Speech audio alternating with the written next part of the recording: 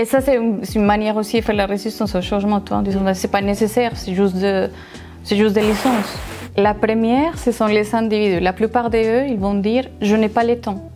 Et si un individu, si une personne dit qu'il n'a pas le temps, c'est parce qu'il n'a pas compris la valeur de ces changements. Donc, quand il y a ce type de réponse, c'est qu'il y a des améliorations à faire quant au processus de changement en tant que tel, parce que finalement, la personne n'a pas compris.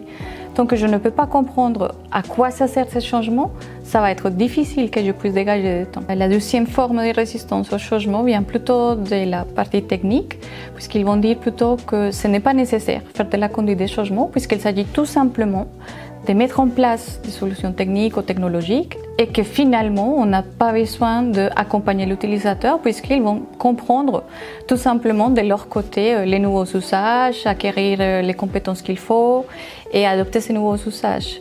Or, on sait très bien qu'il faut accompagner les utilisateurs sur ces nouveaux usages et donc dire que ce n'est pas nécessaire d'un point de vue technologique est aussi une manière de faire de la résistance au changement. Donc la stratégie la plus importante, c'est la communication à tout moment d'un projet ou un processus de transformation digitale, expliquer la valeur ajoutée de ces changements, pourquoi, quels sont les objectifs, quelle est la vision de l'entreprise et un point très important d'expliquer qu'est-ce que ça va leur apporter dans leur quotidien, à quoi ça va servir.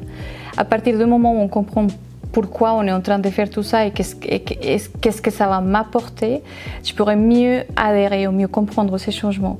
Et je dirais aussi que c'est très important de donner des clés de repère aux utilisateurs via de la formation, de l'information, etc. Et finalement expliquer les impacts, expliquer à tout moment qu'est-ce qui va changer, mais pourquoi c'est une bonne chose en fait pour l'utilisateur.